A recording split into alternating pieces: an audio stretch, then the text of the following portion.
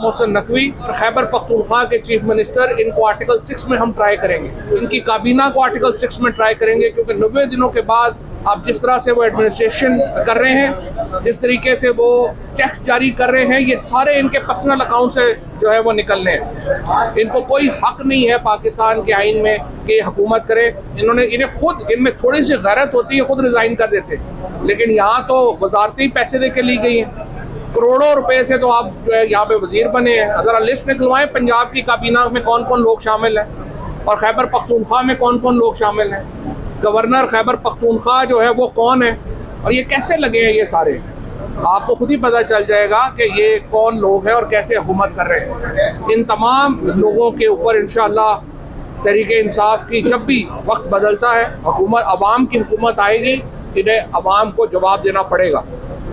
और जिस तरीके से हम देख रहे हैं कि एक इमरान खान के ऊपर जो बार बार बात की जा रही है कि उन्होंने क्यों कहा जी कि तफ्तीश की जाए एक मेजर जनरल साहब से भी, सवाल ये है कि जब आपके ऊपर ये कहा जाता है कि आप एक शक का इजहार करेंगे, तफ्तीश होती है।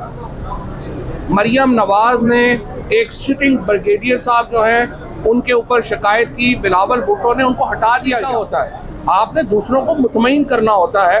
अगर आपके ऊपर कोई इल्ज़ाम है तो उसका मतलब ये नहीं है कि उस इल्ज़ाम को रीट्रेट ना किया जाए, बात ही ना की जाए।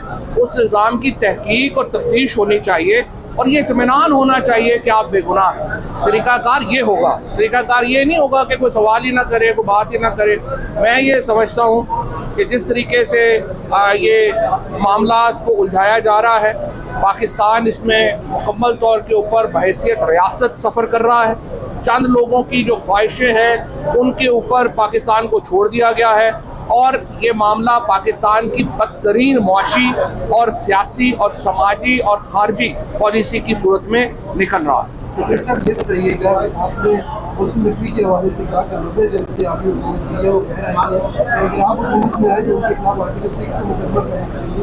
इमरान खान साहब ने कहा कि उन्होंने जनरल भुट्टो की एडवाइस के ऊपर असेंबली बुलवाई, तो एक असली इदारे के सरबराह की एडवाइस के ऊपर आप समझते हैं कि सियासत मेरा उनके खिलाफ भी आर्टिकल 6 कायम। सही बात है, लेकिन आपने क्लासिक सवाल किया है बगैर सुने इमरान खान का। क्यों ये कंसेंसस था मुल्क में? आइन का आर्टिकल 224 वाज़े है। आइन का आर्टिकल 224 कहता है असम्बलियाँ टूटेंगी, 90 दिनों में इलेक्शन होंगे। लिहाजा आइन उस जो आइनी माहिरीन हैं उनसे मशवरे से तमाम मुल्क की सूरत हाल को देखते हुए हमने असम्बलियाँ तोड़ी और हमने नए इलेक्शन की तरफ जाना था, जो हम नहीं गए और इसलिए आइन की खिलाफवर्जी। Thank you.